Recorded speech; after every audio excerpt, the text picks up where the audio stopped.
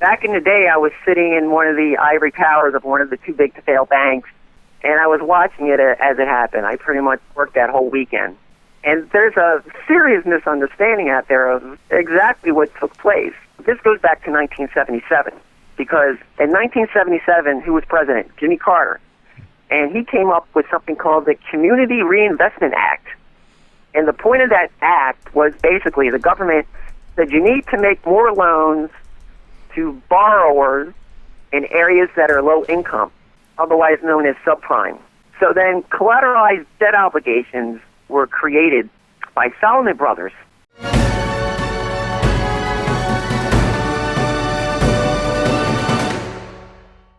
Hello, everyone, and welcome into CrushTheStreet.com. I'm here with a returning guest. Her name is TraderStef, and she has a 14-year career within the New York City investment banking industry. And she began investing in precious metals in 1999 while following the market trends post the dot-com bubble and 9/11. And today we're going to talk about the economy, gold, the history of what we're seeing, and just how that relates to what is going on now. So TraderStef is her name. TraderStef, thanks so much for joining me today. Hey, how you doing? Thanks for having me back. Hey, I'm doing well over in the East Coast there. I guess you're dealing with some cooler weather. I'm over here in Southern California. I hate to throw it in your face. It's kind of warm over here. Hey, we had it pretty good here on the East Coast until about the end of December, but now we're getting the winter that we're supposed to have, so it's not.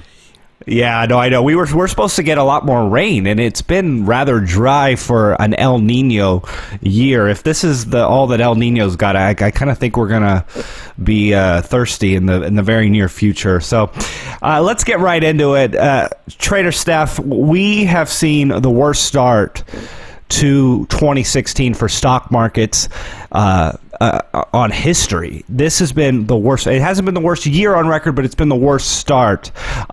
What have you been seeing in terms of your research regarding the general stock markets at the moment? First, I want to mention, there's a misunderstanding, I believe, out there in the market with regards to what's causing the market's fall, and the meme and the financial media appears to be it's all China's fault. And I'm not really seeing that, because once again, when you look at the data, for instance, the United States debt of the world comprises of about 29% of that debt. China's only like 6.25% of that debt. Japan is about 20%. So take that into consideration. And then you have the folks coming out in the mainstream media, most recently, like the former Federal Reserve President from Dallas, Richard Fisher, and he was on live TV, and he actually admitted that it's not China, that they're simply going through a transition from an export market to more of a domestic consumer market, and that the Fed juiced our markets, and the valuations are way too high in the equities, and we need to get back to some fundamentals. And, SocGen and Bank of America, they're all saying the same thing, that the market's been manipulated, and we just need to get back to some fundamentals. So with that in mind, if we're looking at the Dow weekly chart, I got these charts up to January 15th. It was last Friday's close. And when we're looking at the long-term weekly chart, you can see how it was rolling over, from about March of 2015, and it never really recovered. We kept hitting that upper downtrend line within the Fibonacci levels, but I want everyone to focus on the second part of the chart down, which is the DMI and the ADX. And I got those two little red arrows down there, and you can see it forms a certain pattern, because this is going to be a common denominator throughout the charts that you're going to see today. And, green is good, red is bad, and the ADX black line comes up like a tongue. And that is a strength of trend when it's going north. That tongue is going north. And you can see how it correlates with the price. As far as the price levels, I've got those all printed out there on the chart for everyone to see. But it looks like we're going to be breaking down. And we have a few more price levels to go through, short of some kind of financial event, which there's a lot to choose from lately. The Fed comes out and does a major stimulus package of some sort. What that may be, who knows? For what?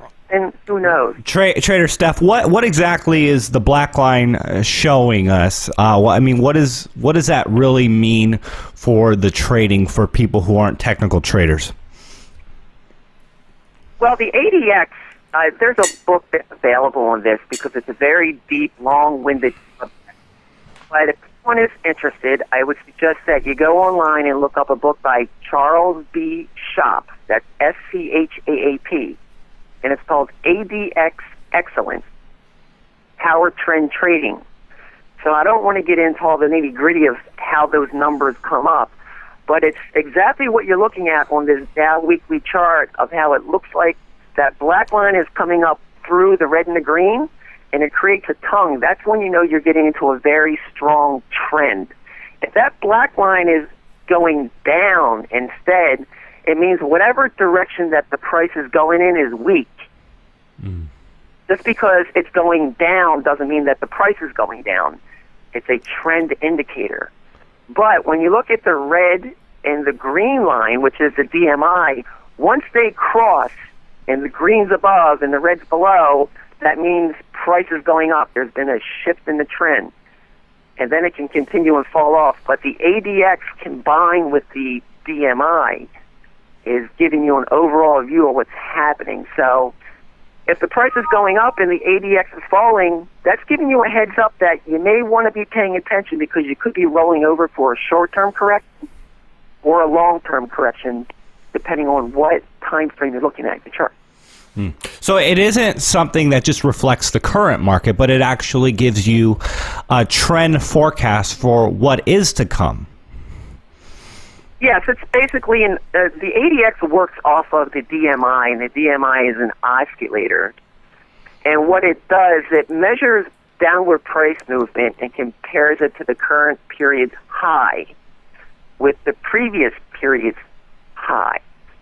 And the current period's low with the previous period's low. So it gets a little complicated, but it's basically compiling price movements and coming up with an average.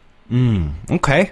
Well, I can definitely, it's very clear what's going on the charts, and comparing it to that big red candlestick, things do look a little shaky. So let's talk about gold. You sent me some other charts regarding gold. Maybe you can point out and kind of go over with us what the significance of this and what's going on with precious metals. Absolutely. First thing I want to mention, the gold demand out of this Shanghai exchange was at a record high this year. It was huge. It ticked in at 3,500 2,596 tons. That's a lot of gold. Considering that the estimated global production worldwide is only 3,155 tons. Yeah, they're preparing. It seems like they're preparing for something big. Yeah, the rest of the world has to divvy up the rest of that production. Now, that's not to say that the only gold available is what's coming out of the ground currently, but that just gives you an idea of what's available and what's happening, and it's being pulled out. So if we throw up the monthly chart of gold, which is as of January 15th, you notice I got that DMI ADX set up as a visual. It doesn't matter what you're trading, it's all the same. The DMI and the ADX applies to all. But we're in a price area that's, kind of weird. And when you're looking at the Fibonacci levels, which are those blue horizontal lines, we're in what I like to call a pigsty. It's kind of like a battle. And each one of those candles is a monthly price movement. We've been chopping along this in the low 1080s for a while. I mean, we went down below, we went a little bit above, but we're in this shallow falling wedge that started a little bit like mid-2013. That was the big fall. Right. So it's really important where we are right now that we hold this level, that we don't go any lower than we did, which I believe was 1046 and a few pennies, something like that. And then it's moved over to the daily. So real quick, TraderStef, can you just just kind of go over with us what exactly we're seeing with the ADX. Just kind of point out, I mean, again, this is new for a lot of us. What exactly are we seeing there and the significance of the ADX regarding the gold monthly? Okay, well, it applies the same as we discussed with the Dow. So if you go back to shortly after the new year of 2001, we had the green line cross over the red, and then the black line, the ADX, came up from underneath, just like a tongue. And that's a very powerful trend because everything's going up. And then you can see how the price, it continued. It went on for years. That trend was never broken in the price, nor the DMI or the ADX. Now, there were some minor fluctuations in the price, particularly in 2008, which was really caused by margin calls. People went after their gold after the crash already happened. It started to go up initially, but then it fell. And you can see that right on the chart, how that took place. But notice right there in 2008, 2009, that ADX was rolling over, and that's telling you that the price is going down, but it's a weak trend. And the green line was staying above the red line. So we were still in a positive price movement overall as far as trend is concerned. And it wasn't until that overnight raid that started in 2013, just before tax day, that we actually got a cross on the red and green lines. And then shortly thereafter, a couple months later, that ADX came up from underneath and did the tongue. And there was a strength. But, you know, when you're looking at this, it's really this, no matter how far the price went down, you know, we're looking at $500, $5.50. It's actually weak.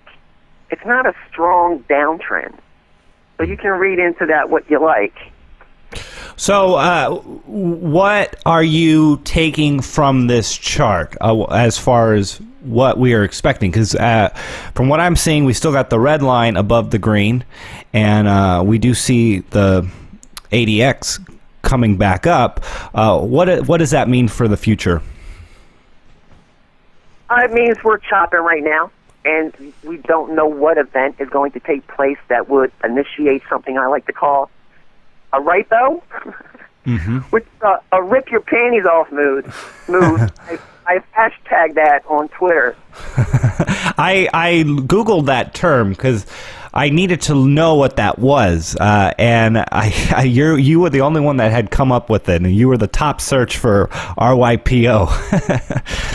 Rip your panties off. Okay, so that's what we're looking at here for gold, huh? That's what we're looking at. But I want to bring up something else about intraday trading, if I could. Okay.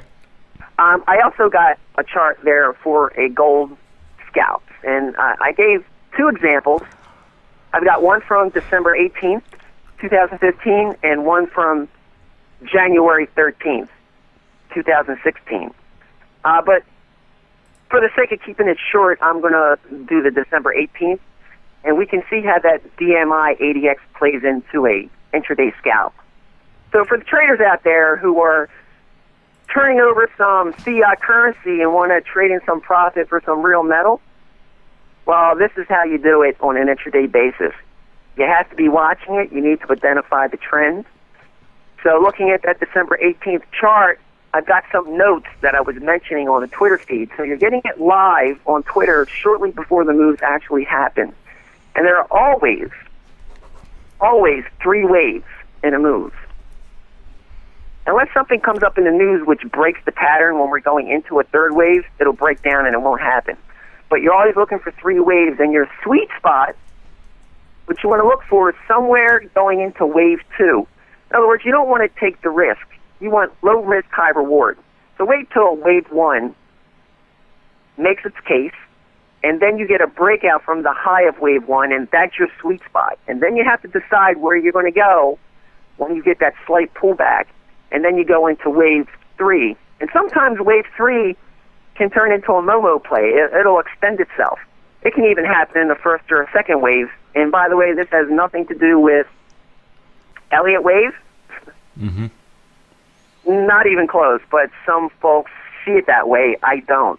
This is more about watching the ADX and the DMI action, plus the volume. And you'll notice that on this particular chart, how the volume was rising. And when we really got into that first wave, that was a lateral breakout from early in the morning, shortly after 7 o'clock in the morning. We retested it, and then shortly after the COMEX opened, a lot of buying started to come in. The volume picks up. We do a wave one. We chop out to a descending wedge. We break out, we go into wave two, and you can see how the DMI ADX is matching that. And that wave three, that's where you have to decide what you're going to do. Are you going to take your profits and run? You're going to be greedy? Stick to your plan. Make your trade, stick to your plan. Wave three was an extended wave. It was almost like a fake out. And then you can see where it breaks down. So there is a perfect three-wave example for an intraday trade. And that's very clear and very evident that you've been able to do that. So I wanted to ask you, because you've done some analysis on the 2008 financial crisis, and The Big Short just came out, and that's been given a lot of people some ideas of what happened in 2008, what kind of happened in the financial crisis. So let's talk about history a little bit and get your thoughts on what we saw during the big bubble burst of 2008, and let's talk about what's happening now with the same or different scenarios that we're seeing. Back in the day, I was sitting in one of the ivory towers of one of the too big to fail banks, and I was watching it as it happened. I pretty much worked that whole weekend. And there's a serious misunderstanding out there of exactly what took place. And it's public information. People who are following the market understand this. But general mainstream feeding information is just not accurate, and it had nothing to do with subprime mortgages. Now, with that said, this goes back to 1977. Because in 1977, who was president? Jimmy Carter. And he came up with something called the Community Reinvestment Act. And the point of that act was basically the government said you need to make more loans to borrowers in areas that are low income, otherwise known as subprime. So then collateralized debt obligations were created by Salomon Brothers, and I'll get more into what they are and what happened. But then Bill Clinton came around. In 1995, he revamped that CRA law. And the government was basically putting pressure on the banks. They had a requirement. I don't remember exactly what those percentages were, but they had to have so many loans out there, and then they had to do something with them. And then toward the end of his presidency, they also repealed Glass-Steagall. And I'm sure everyone's heard about that. Mm-hmm. And then Glass-Steagall was a banking act from 1933. And what that did, that kept the commercial banking industry separate from investment banking or brokerage houses. And once that was thrown away, there were some other specifics about that law that I don't want to get into. But it was no holds barred, because then we had 9/11, and then the major QE and money printing. Big problem. There was QE going on before officially QE was actually going on. So it wasn't, the Big Short doesn't necessarily talk about that. The Big Short talks about the actual trading that was going on behind the scenes and explains the collateralized debt obligations and the mortgage-backed securities and all those different acronyms they came up with for these packages of mortgages. Really great movie, but it doesn't touch on what exactly happened. So let's talk about QE and it happening before it was officially happening. Where is the data for this, and can you expand on that a little more? Yeah, it was known as Greenspan put. Okay. Yeah. I mean, we've got all kinds of federal laws out there that allow the government to intervene in the market.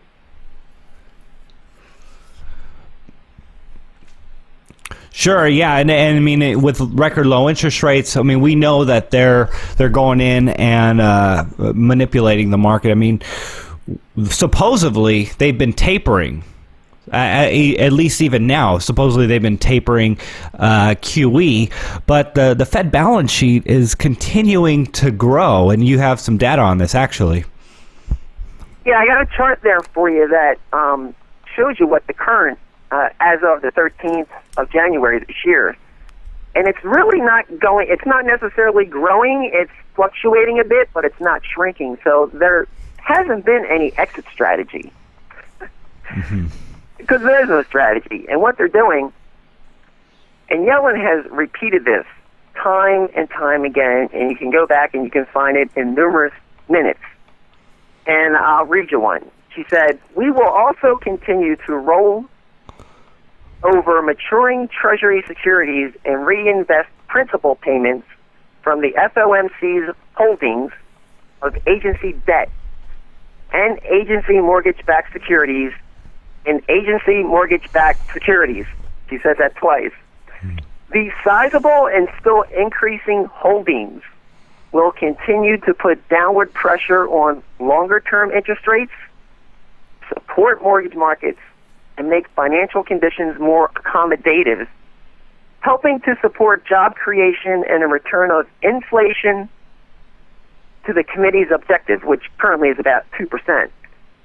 So all they're doing right now as far as exit strategy and their increase in the interest rate of 0.25% really isn't doing much good, because I have another chart which is taken from the Treasury Department's website.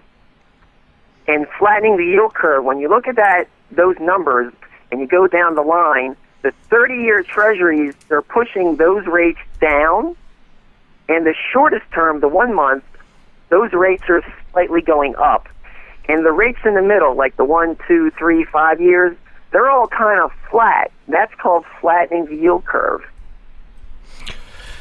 TraderStef, when it comes to money printing, QE, that is inflationary because they're printing more money. But yet the velocity of money has been, at all-time record lows. The effect of the money printing hasn't been entering the economy because a lot of it has been sitting on banks' balance sheets, and we've seen the effects of inflation happen in the asset markets, or the asset classes such as real estate and stocks, which have helped the uber rich, the uber 1%, and the middle class who have owned real estate through the right time, at least. It's helped them as well. But do you see this being inflationary in the near term, or is it going to continue to not circulate the way it's been? Well, it's not going out to Main Street. The whole point of bailing out, which are now going to be bail-ins, was bailing out the banking system. And now the banks keep their reserves on the Federal Reserve's balance sheet, and they're getting interest. They're getting interest on that money. So why do they don't really need to take a risk? Right. Which comes into reverse repos and flattening the yield curve. But the result of everything that happened in 2008, I want to mention another movie besides The Big Short. And it's kind of hard to find. It was produced by the BBC. It was called The Last Days of Lehman Brothers. And I can tell you there were certain scenes, even though it was a documentary/film, it was truly accurate. And one of the best scenes from that movie was in the very beginning, the first board meeting down at the New York Federal Reserve Bank. Timmy Geithner was there. Hank Paulson was there. Remember, Hank Paulson was the Treasury Secretary. And all the banking heads were there. And John Mack, who at the time was the CEO of Morgan Stanley, and John Paulson was trying to explain to them, what was going to... Hank Paulson was trying to explain what they were going to do. And John Mack just got up and walked out. He's like, oh, well, you're going to let Lehman Brothers be hung out to dry? Well, see ya. As he was walking out the door, Paulson stopped him by saying something. And this is what it was. And I can't speak the language in the interview because the four-letter word. He said, the West is through bar. We through barred it. Oh, not just you and me, all of us, the West. It's done. It's over. You want to call it a game? This is the game. You want your great-grandchildren speaking Chinese? The dollar is going to go. We had Rome, then we had Europe, then this, us. This thing with cars and stereos and hula hoops, we screwed it all up. We ran through it all, this stuff. And we've come out on the other side where it's, I don't know, where is this place? Oh, yeah, we have this one weekend where maybe we can come up with something to hold it all together. Here's the money quote, for a little while longer. Are they letting it go right now, Steph? Is this what's happening? Is it a control? Are they trying to hold it together still? It kind of feels like a controlled demolition. You know, the only reason why the yield curve works right now when they print more money and they do QE is because the dollar still has, its reserve status, and people want dollars. But in the event that people recognize the long-term impacts of reckless money printing, the yields won't be flat. They'll skyrocket. Why? How long can this last with these yields falling because they're printing more money? Yeah, well, Mr. Market is eventually going to decide how it's going to happen because, like the former Dallas Fed Prez said, we need to get back to the fundamentals, and the fundamentals are going to take place, and that applies to gold too. It's all tied together, but there's something very interesting that Jim Rickards, he gave a live broadcast last night. I think it's important that everybody know what he was talking about. There's an issue with Saudi Arabia right now, with the rial, because it's depreciating. And they may depeg the rial from the U.S. dollar. Now, there may be some surprises. It's going to create market turmoil, because nobody really thinks it's going to happen. But if it does, we're not probably looking at the dollar going down. We're looking at the dollar going up, but gold going up with it, which happens quite often. So with the interest rates, people are going to be running into bonds and treasuries, and the interest rates are going to go down. So things are going to get really kind of wonky if that happens, and that could be the wrench in the works. But I really, I don't think anybody really knows how, what, who is going to play out. But when it does, we're all going to recognize it for what it is. TraderStef, thank you so much for coming on the show with me today. I wanted to give you an opportunity to share with us any last final thoughts on what you are advising people on, and just kind of, what is, I want you to share your heart with the seriousness of the situation and what people should be doing at the moment. Yeah, we're in a recession. At least that's what the data says. Could be going into a depression. Who knows? Maybe we've been in a really slow bleed for 7 years. But with that said, if you're out there purchasing gold and silver, you really can't be looking at the U.S. dollar price, because in all the other currencies it's going up. And exactly what I said at the end of the last interview, it's about preserving your capital. Because when you compare what an ounce of gold was worth in U.S. dollars and that ounce of gold, let's just say the 1970s, pull one out of a hat, and what that would buy you, and then what's that $35 per ounce going to buy you now in 2016 versus that ounce of gold? That's what preserving your capital is all about. It's not about the 1 minute daily movement. It's about keeping what you have. And that meme is beginning to leak out into the mainstream financial media. And that's TraderStef, everybody. If you want to follow her, she has a Twitter account. We'll have the link to that in the video. Her Twitter link is at TraderStef. And TraderStef, thank you again for coming on and sharing your research with us. Hey, it's a pleasure. Always humbled to come on.